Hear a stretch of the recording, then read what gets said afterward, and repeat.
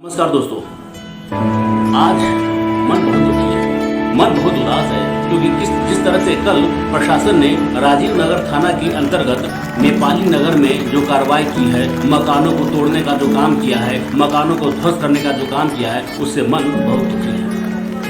मैं बेहद ही निराश हूँ, लेकिन एक बात याद रखिएगा, ये हमारी जंग है और हम ही लड़ेंगे इसको। ये जंग हमारी है और हम ही लड़ेंगे इसको। हम जान दे देंगे लेकिन जमीन नहीं देंगे। हम जान दे देंगे लेकिन हम उन्हें उनके मंसूबों में सरकार जो जिस मंसूबे को पाल करा रही है कि हम ये हाउसिंग बोर्ड का ज़मीन है और जब खाली करवाएंगे, ये सरकार के मनसा को हम लोग पूरा नहीं होने देंगे। सरकार हमसे टैक्स वसूलती है, ये वही बेशर्म नगर निगम है जो हमसे होल्डिंग टैक्स वसूलती है। हर साल हम जो शहर में रहते हैं मकान बना के, उसके लिए हम टैक्स देते हैं नगर निगम को और नगर निगम के कर्मचारी आकर हमसे टैक्स लेते हैं।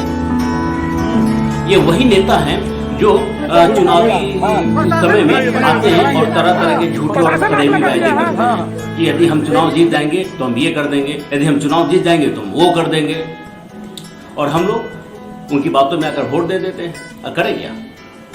पटना के सांसद रविशंकर प्रसाद जी के क्षेत्र में इतनी बड़ी घटना घट गई, लेकिन सांसद साहब को इसकी सूद लेने की कोई पड़ी नहीं है।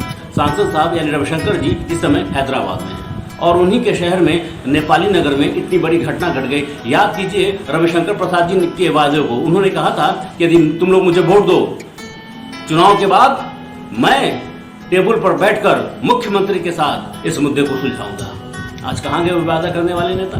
कहाँ है रविशंकर प्रसाद जी? कहाँ है वो सारे नेता?